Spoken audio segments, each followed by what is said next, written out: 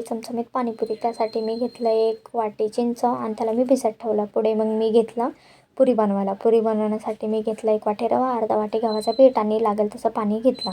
मी शक्यतो पीठ जाडसरच मळते, म्हणजे घट्ट मळते. त्याच्याने ना पुऱ्या कशा ह्या फाटत नाहीत आणि कडक राहतात. आणि हे पीठ मी 1 तास मुरत ठेवते. मग आता मी ठेवलं आहे मुरण्यासाठी. मग मी घेतलं गोड पाणी करायला. त्यासाठी मी भिजवलेली चिंच आणि 1 वाटी गूळ चांगलं उकळून घेतलं. मग त्याला मिक्सरमध्ये बारीक करून त्याला गाळून घेतलं. गाळून झाल्यानंतर त्याची एक पेस्ट बनली होती. पेस्टला मी कढईमध्ये टाकून पुन्हा गरम करायला ठेवलं. गरम करताना मी त्याच्यामध्ये 1 चमचा मीठ, 1 चमचा चाट मसाला आणि मीठ टाकून उकळायला ठेवलं.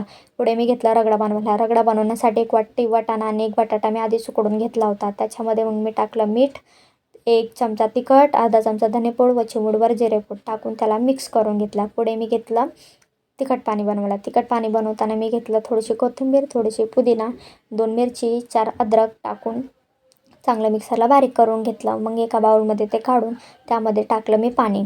पाणी मी 1 ग्लास टाकलं होतं. त्याच्यानंतर चवीनुसार मीठ आणि अर्धा लिंबू, अर्धा चमचा घ्या किंवा अर्धा लिंबू घ्या. तुम्हाला जेवढं लागेल तेवढं तुम्ही घ्या.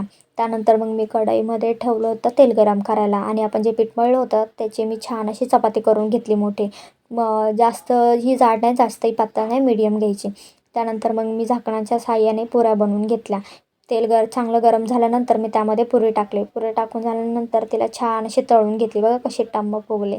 त्यानंतर एका तव्यामध्ये मी आपला टाकला होता रगडा. मग त्याच्यामध्ये मी टाकलं असं थोडंसं गोड आणि तिखट पाणी आणि त्याला छान असं गरम होऊ दिलं. पुढं मग मी आपली पुरी जी होती त्यामध्ये रगडा टाकून त्याच्यामध्ये गोड पाणी आणि तिखट पाणी टाकून कांदा टाकून कोथिंबीर टाकून छान अशी पाणीपुरीची प्लेट तयार करून घेतली. तुम्हाला माझी रेसिपी कशी वाटली? आवडला असल्यास मला नक्की सांगा कमेंटमध्ये आणि माझ्या चॅनलला सबस्क्राईब करा आणि माझ्या ह्या व्हिडिओला लाईक करा. थँक्यू.